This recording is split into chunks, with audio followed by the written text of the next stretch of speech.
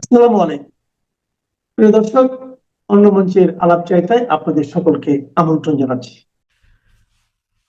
আসসালামু আলাইকুম। আপনারা সবাই নিশ্চয়ই থাম্বনেল দেখে বুঝতে পারছেন যে আমি কি বিষয়টা নিয়ে আলোচনা করব এবং কিভাবে আলোচনা করব বা কোন কথাটা আমি বলতে চাচ্ছি। তো আপনারা থাম্বনেলে দেখেছেন যে আমাদের সেনাপ্রধান সবকিছু দেখে এবং উনি খুব ভয়ে ভীত হয়েই উনি ফোন দিয়েছেন যে শেখ হাসিনা ছাড়া মনে হয় আর বাঁচার কোনো উপায় নাই। সুতরাং আমি এখন শেখ হাসিনার সাথে কথা বলি।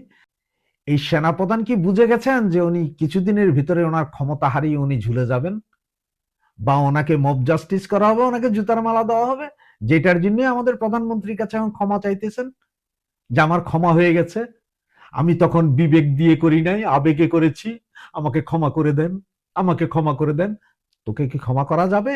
খবরটা আসলে আমি আরো একদিন আগে পেয়েছিলাম, কিন্তু শিওর হতে পারিনি যে আসলে কি এটা কি ফলস নিউজ নাকি নিউজ সত্য নিউজ তা জানার জন্য সর্বশেষ গত ১ ঘন্টা আগে আমি যতটুকু জানতে পারলাম তাতে হচ্ছে যে আমাদের এই সেনাপ্রধান তিনি নাকি আমাদের প্রধানমন্ত্রী মাননীয় প্রধানমন্ত্রীর সাথে কথা বলার জন্য ইন্ডিয়ার সামরিক বাহিনীর প্রধানের কে ফোন দিয়েছিলেন এবং ফোন দিয়ে উনি বলেছেন যে যে কোনো উপায়ে হোক, যে কোনোভাবে হোক তাকে যাতে আমাদের মাননীয় প্রধানমন্ত্রী বঙ্গবন্ধু কন্যা শেখ হাসিনার সাথে অন্তত ১টা মিনিট কথা বলার সুযোগ করে দেয়।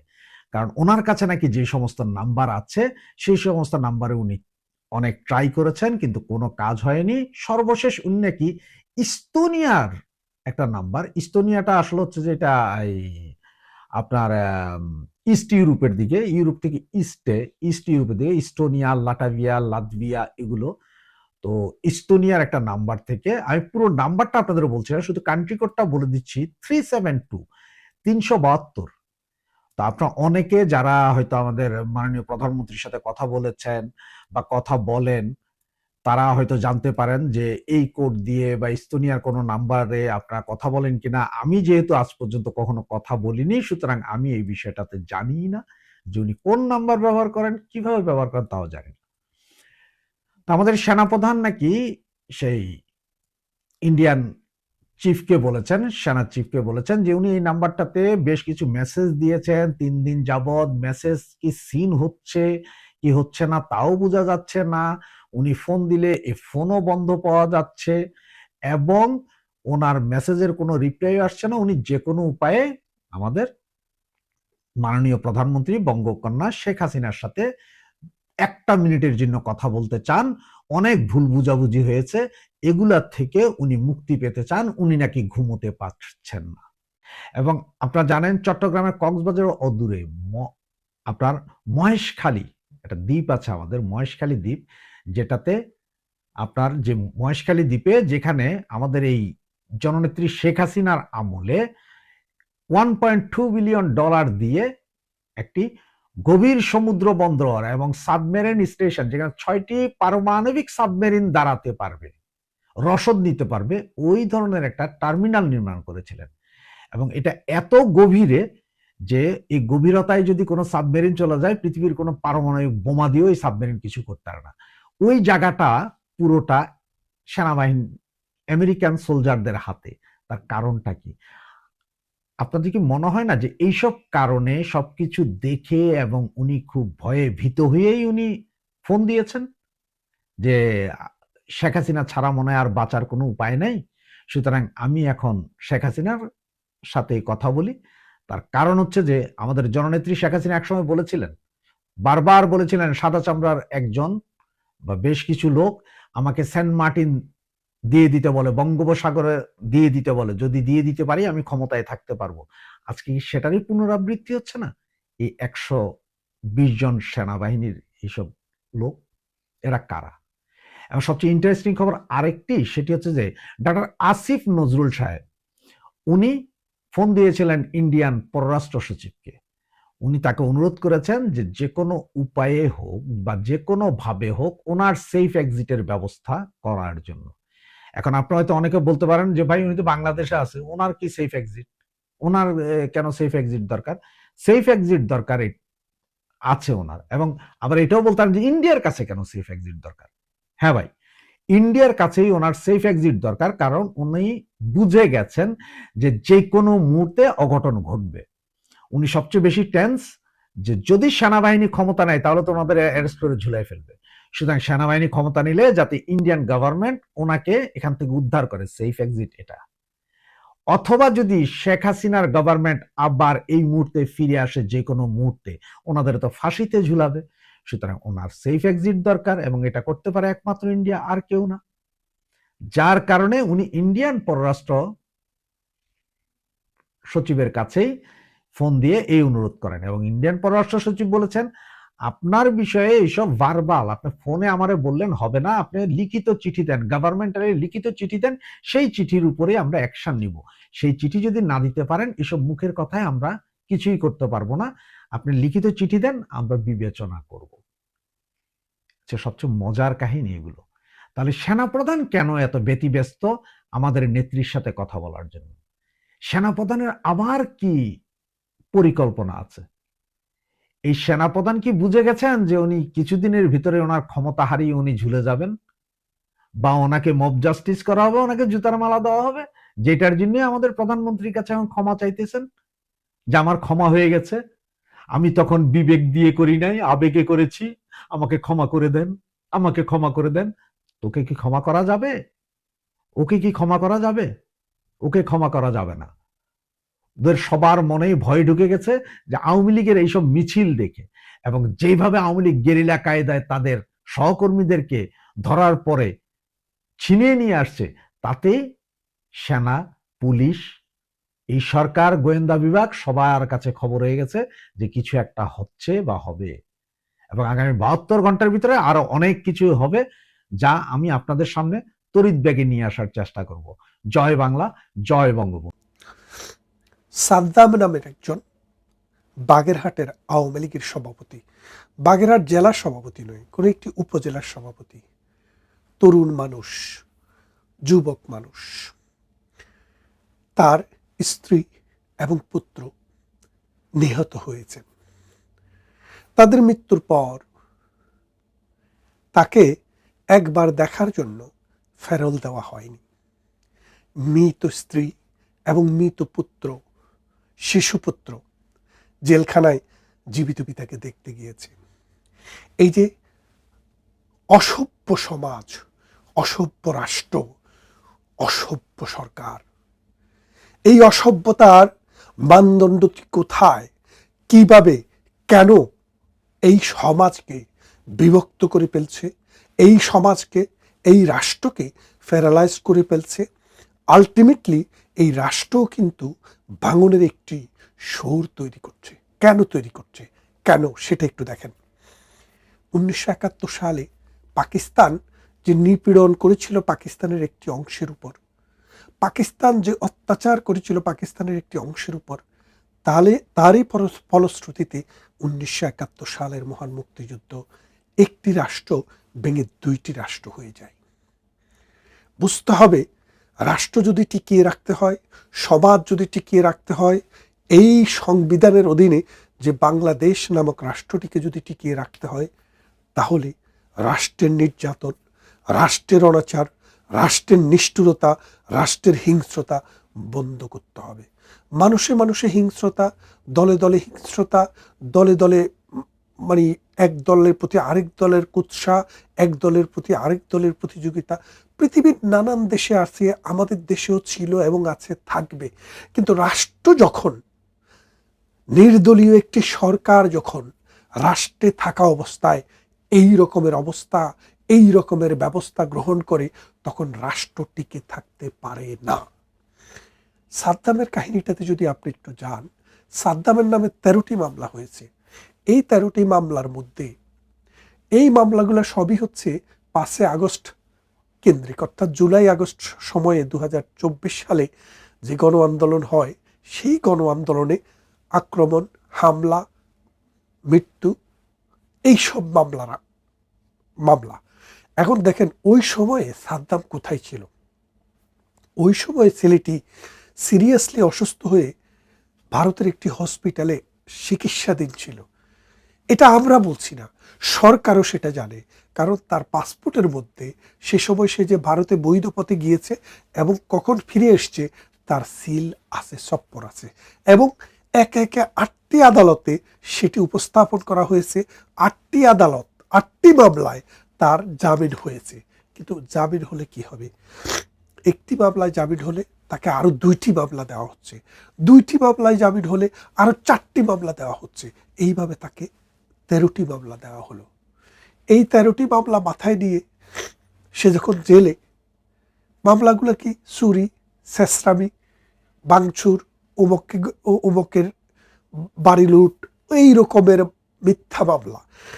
এই মামলাগুলোতে জামিন হওয়াটা একদম সহজ ছিল, কিন্তু তাকে 8টিতে জামিন দেওয়ার পরও আরো 5টি মামলা দিয়ে জেলখানার ভিতরে বেঁধে রাখা হলো। জেলখানার ভিতরে বেঁধে রাখলে কথা ছিল তার 2 পায়ে ডান্ডা বেরি পরানো ছিল, 2 হাতে তাকে পরানো ছিল, শিকল পরানো ছিল।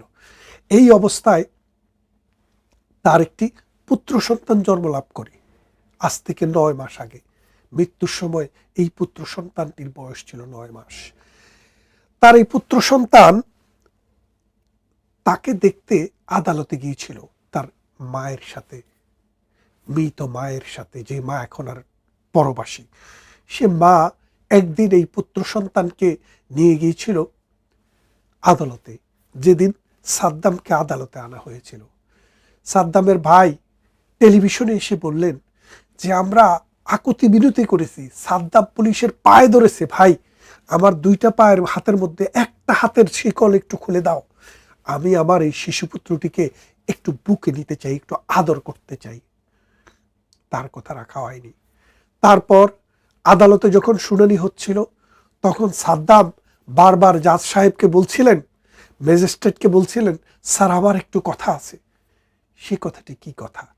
তিনি বললেন, স্যার আমার একটা হাত একটু খুলে দেন, আমি আমার ছেলেটাকে একবার আলিঙ্গন করতে চাই, আমি একজন পিতা, আমার এই সন্তানের জন্ম হয়েছে আমি যখন জেলখানার অন্ধপ্রকোষ্ঠে, আমি এই ছেলেটিকে একবার একটু বুকের সাথে লাগাতে চাই, কিন্তু পারেনি। জাজ বললেন, ম্যাজিস্ট্রেট বললেন, আপনি লিখিত বলতে হবে। তিনি লিখিত বলেছেন, সেই লেখা কারো কর্ণকুহরে প্রবেশ করেনি। তারপর এই সাদ্দামের স্ত্রী দিনের পর দিন আদালতে যাচ্ছে, দিনের পর দিন থানায় যাচ্ছে, দিনের পর দিন জেলখানায় যাচ্ছে। সাদ্দামের কোনো মুক্তি নেই। সাদ্দাম নিম্ন মধ্যবিত্ত ঘরের একটি ছেলে। আপনারা কথায় কথায় শুনবেন আওয়ামী লীগের একটা ওয়ার্ডের কর্মী নাকি কোটি কোটি টাকার মালিক, অথচ এই সাদ্দামের বাচ্চা, এই সাদ্দামের স্ত্রী 3 বেলা খাইতে পেতেন না। তার কোনো ব্যাংক অ্যাকাউন্ট জব্দ করা হয়নি, তার কোনো ব্যাংক অ্যাকাউন্ট সরকার সিজ করেনি। তারপরও তাদের খাওয়ারের পয়সা নেই, উকিলকে দেওয়ার পয়সা নেই, ঘুষ দেওয়ার পয়সা নেই। যার কারণে ফ্রাস্ট্রেটেড হয়ে সাদ্দাম প্রথমে তার এই 9 মাসের পুত্র সন্তানকে হত্যা করে নিজে আত্মহত্যা করে।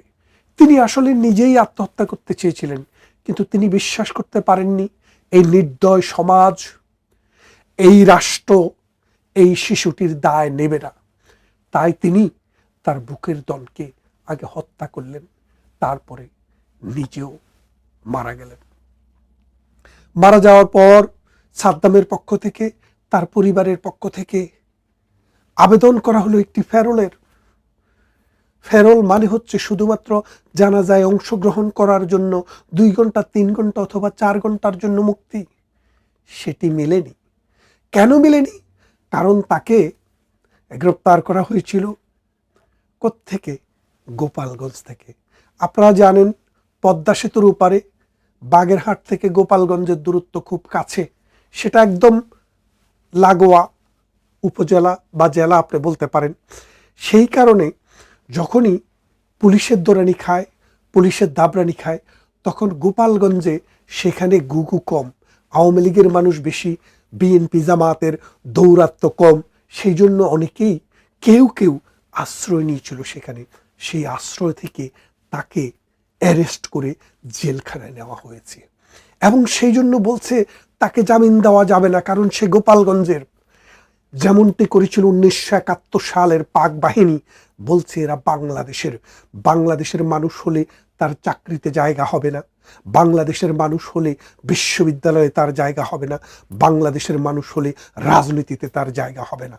তাই পাকিস্তান ভেঙে যাওয়ার যে বুনিয়াদ তারা তৈরি করে দিয়েছিল, পাকিস্তানিরা বাংলাদেশ ভেঙে যাওয়ার সেই বুনিয়াদ এই ডক্টর ইউনূস তৈরি করে দিচ্ছে। এই ডক্টর ইউনূস থাকবে না, তার বয়স 90 বছর, যেই কোনো সময় সে মারা যাবে, কিন্তু এই বাংলাদেশ তো থাকতে হবে। আমাদের প্রজন্ম তো এই দেশটাকে একটি দেশ হিসেবে টিকিয়ে রাখতে হবে। এক ভাষার, এক সংস্কৃতির, এক ইতিহাস, এক ঐতিহ্যের এই দেশকে ধ্বংস করে দেওয়ার চেষ্টা হচ্ছে। আপনি মানবিকভাবে একটু চিন্তা করে দেখেন, তাকে ফেরল দেওয়া হলো না। ফেরল না দেওয়ার পরে এই মৃত সন্তান, এই মৃত স্ত্রী দেখতে গিয়েছে জেলখানায় জীবিত পিতাকে, জীবিত স্বামীকে। পৃথিবীর ইতিহাসে, পৃথিবীতে এই যে আজকে 808 billion people, 8.2 billion population in all over the world, এই 8 বিলিয়ন মানুষের মধ্যে, এই 800 কোটি মানুষের মধ্যে 196টি রাষ্ট্র আছে।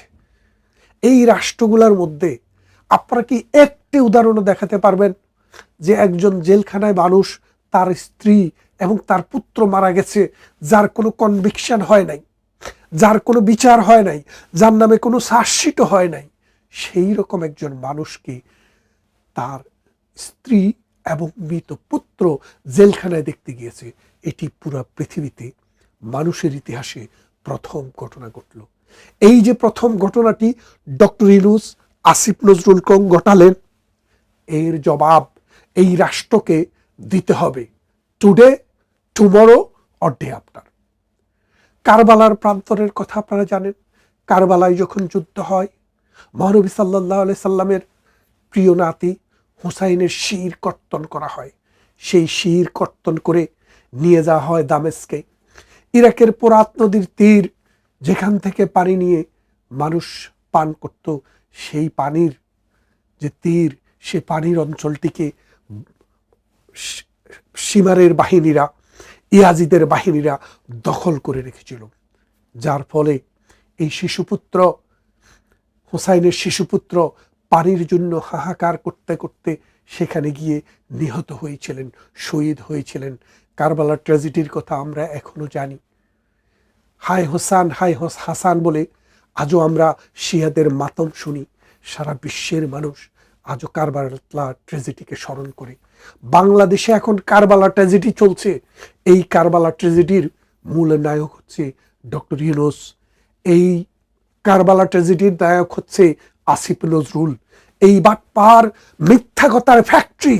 এই বাটপার বলেছিল 26 লক্ষ ভারতীয় বাংলাদেশে, বাংলাদেশের কোনো ভিসা নাই, ভারতে এখন ভিসাও দেয় না। সেখানে এই 26 লক্ষ লোক কোথায় গেল, কোন অবস্থায় আছে, তাকে জিজ্ঞাসা করার পর বলেছে, আমি তো যখন বলেছিলাম তখন আমি রাষ্ট্রের কোনো দায়িত্বে ছিলাম না।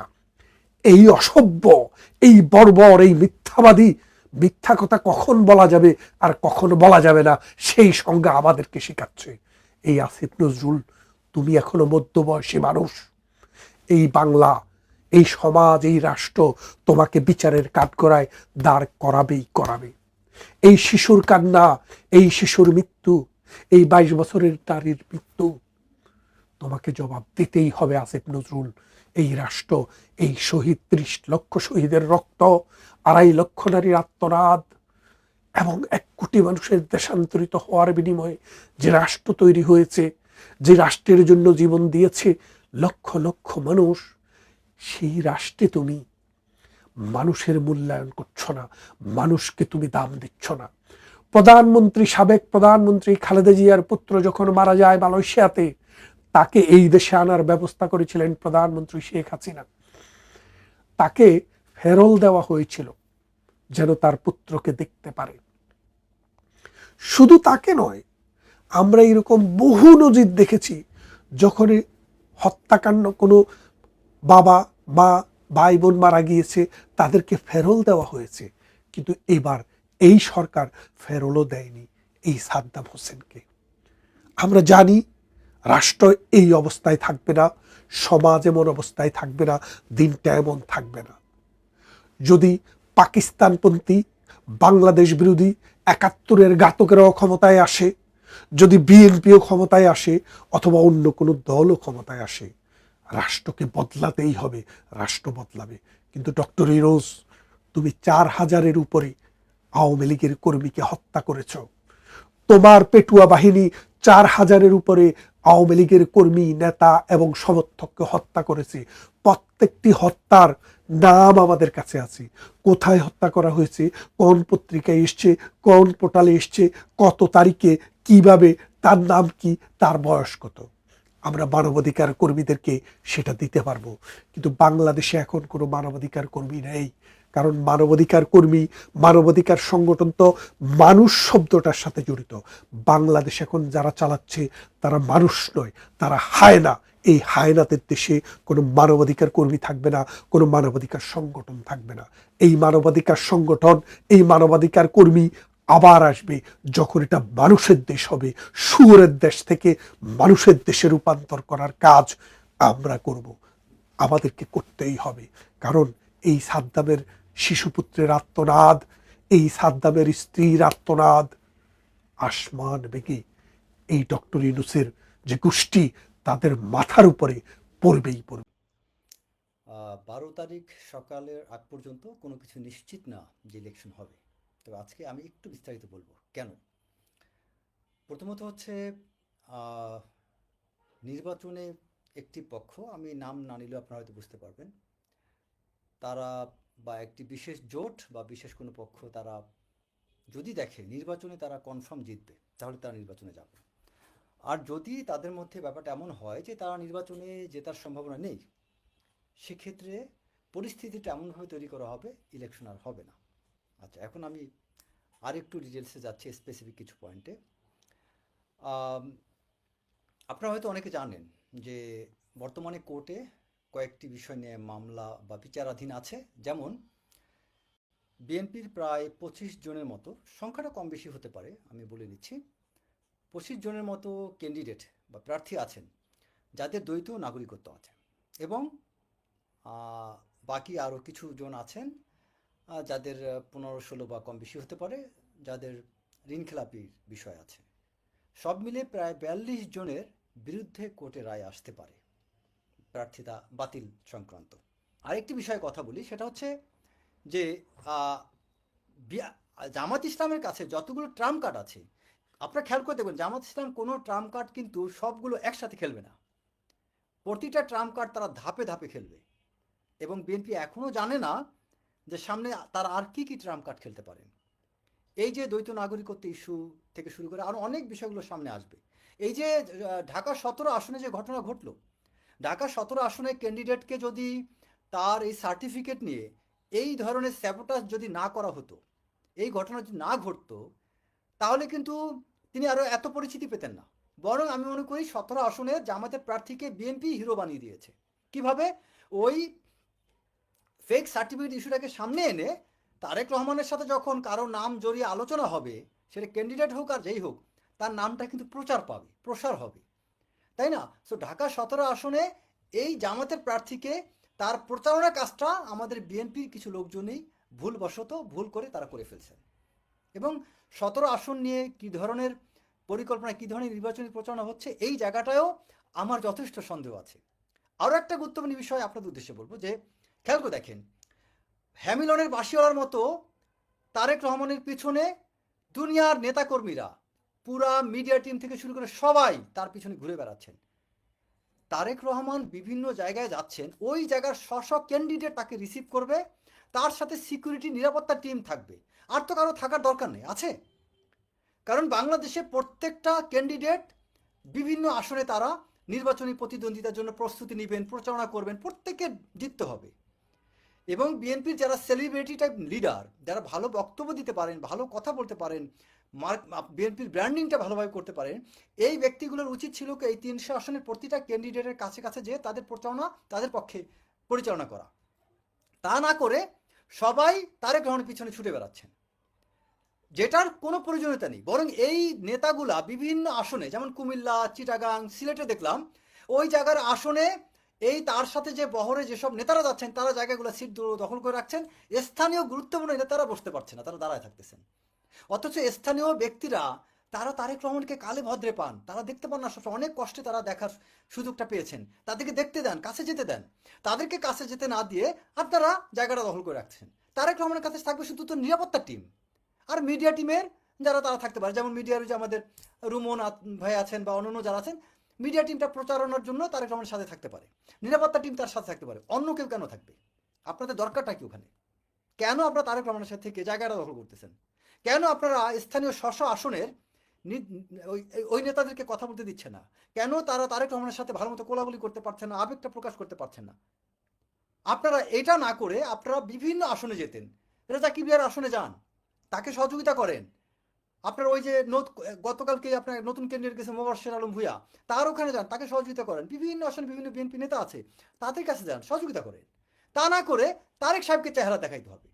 ছোটবেলায় আমরা যখন পড়তে বসতাম তখন অপেক্ষা করতাম মা বাবা কখন ঘুমায়। যদি দেখতাম যে পড়ার টেবিলে আশপাশ দিয়ে মা বাবা হেঁটে যাচ্ছে, তখন করতাম কি, খুব জোরে জোরে পড়তাম, যে মানে আমি খুব সিনসিয়ার পড়াশোনা করতেছি। ঠিক দূরে সরে গেলে আবার ঘুমায় পড়তাম। তো ঠিক একই কাজটা বিএনপির কিছু নেতারা করতেছে। তারেক রহমান তাকাইলে বিএনপি জিন্দাবাদ, তারেক রহমান জিন্দাবাদ, একদম লাফায় ফাটায় ফেলতেছে। ভাট যখনই তারেক রহমানের সামনে থেকে সরে যায়, আস্তে করে ওই সেলফিটা ছবিটা ফেসবুকে পোস্ট দিয়ে রুমে যা ঘুমায়। আর বাংলাদেশে বিভিন্ন জায়গায় যেটা হচ্ছে, তারেক রহমান দেখলে কাজ করেন, না দেখলে কাজ করেন না। যদি কোনো কাজ করলে তারেক রহমান জানতে পারেন তাহলে কাজটা করা হবে, তারেক রহমান যদি জানতে না পারেন তাহলে কোনো কাজ করা হবে না। বিএনপির এই যে নির্বাচনী, আরও একটা কথা লাস্টলি বলি আমি, নির্বাচনী যে আপনার দায়িত্ব যে একটা টিম গঠন করা হয়েছে নির্বাচনের সমন্বয়ক, যেটা নজরুল ইসলাম খানের অধীনে, এই জায়গায় কাদেরকে রাখা উচিত ছিল? কোন কোন বিষয়ে কারা কারা এক্সপার্ট তাদেরকে নিয়োগ দেন, যারা বিভিন্ন জায়গায় কমিউনিকেট করতে পারবে, সমন্বয় করতে পারবে, বিভিন্ন নেতাদেরকে সাপোর্ট দিতে পারবে, বিভিন্ন নেতাদের সমস্যাগুলোর ক্ষেত্রে সমাধান দিতে পারে, তাদেরকে ওখানে রাখবেন। তা না রেখে কি করেছেন, ওই জায়গায় যারা চেহারা দেখানো দরকার ওই ব্যক্তিগুলো লিয়াজ ও তদবির করে চেহারা দেখাচ্ছেন। ওখান থেকে ইম্প্যাক্ট কি করছেন বিএনপির জন্য? এই হচ্ছে বিএনপির সার্বিক অবস্থা। আর যেটা আমি শুরুতে যে কথাটা বললাম, আপনারা প্রস্তুত থাকেন। এই যে 42 জন, 25 জন হচ্ছে আপনার দ্বৈত নাগরিকত্ব, এবং বাকি যারা ঋণ খেলাপি, এই ইস্যু নিয়ে এই 42 জনে যখন কোর্টের রায়টা দিবে, যদি বিএনপির বিরুদ্ধে যায় তখন কাহিনীটা কোন দিকে যেতে পারে? 1 2 হচ্ছে বিভিন্ন জায়গায় বিএনপির 62টা ক্যান্ডিডেট যারা বিদ্রোহী, এই ক্যান্ডিডেটদেরকে এখনও কেন বিএনপি তাদেরকে বসাইতে পারলো না? এই ক্যান্ডিডেটদেরকে খুশি করার জন্য কি অনেক উপাদান ছিল না? অনেক ওয়াদা দেওয়া যেত না? উদ্বুদ্ধ করা যেত না? অনেক সমাধানের রাস্তা ছিল, কেন সেটা করা হয়নি? বিএনপির অনেকেই ক্যান্ডিডেট হতে চেয়েছিল, তাদের কয়জনকে ডেকে ভালোভাবে কথা বলা হয়েছে, কয়জনকে ফোন করা হয়েছিল? শত্রুর থেকে অনেক কিছু শিখতে হয়। আমার এলাকায় মনে আছে 2008-এর নির্বাচনে আওয়ামী লীগের 7-8 জন ক্যান্ডিডেট হয়েছিল, এবার চেয়ারম্যান প্রার্থী হয়েছিল, মেয়র প্রার্থী হয়েছিল। তখন শেখ হাসিনা ফোন করে তাদেরকে এমন সব কথা বলছে, পরের দিন দেখি ওই নেতারা সব এক হয়ে মাঠে নেমে গিয়েছে। তখন আমরা বিএনপি পন্থী যারা তারা অবাক হয়েছি যে কীভাবে সম্ভব। পরে কিছুদিন পর জানতে পারলাম তিনি তাদের কাছে খুব সুন্দরভাবে কথা বলেছিলেন। অনেক উপরের পর্যায়ে যারা থাকেন তাদের সুন্দর হাসির অনেক প্রভাব। আমি সারাদিন হাসলেও প্রভাব পড়বে না ভাই, তাদের একটা ছোট্ট রাগ অনেক প্রভাব।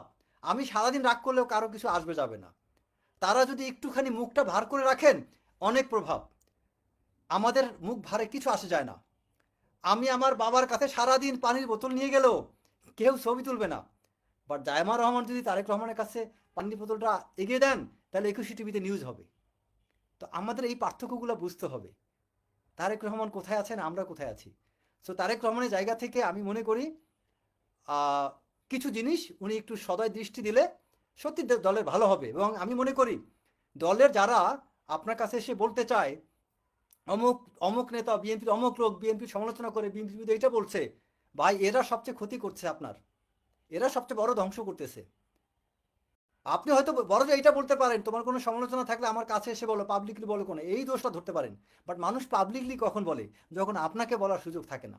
এই যে দ্বৈত নাগরিকত্ব ইস্যুটা কেন আজকে আমি এই 2 মাস পরে এখন বললাম, কারণ আপনার কাছে প্রাইভেটলি বলতে চেয়েছিলাম, সুযোগ পাই নাই।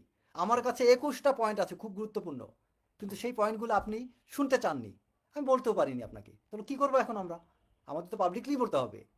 তো আশা করি এই সত্যগুলো তারেক রহমানকে জানাবেন। আমি আমার লাইভ যারা দেখতে পাচ্ছেন সবাইকে অনুরোধ করবো এটাকে শেয়ার করে দেন, যাতে এই বাস্তবতাটা জনাব তারেক রহমানের কাছে যায়। আসসালামু আলাইকুম।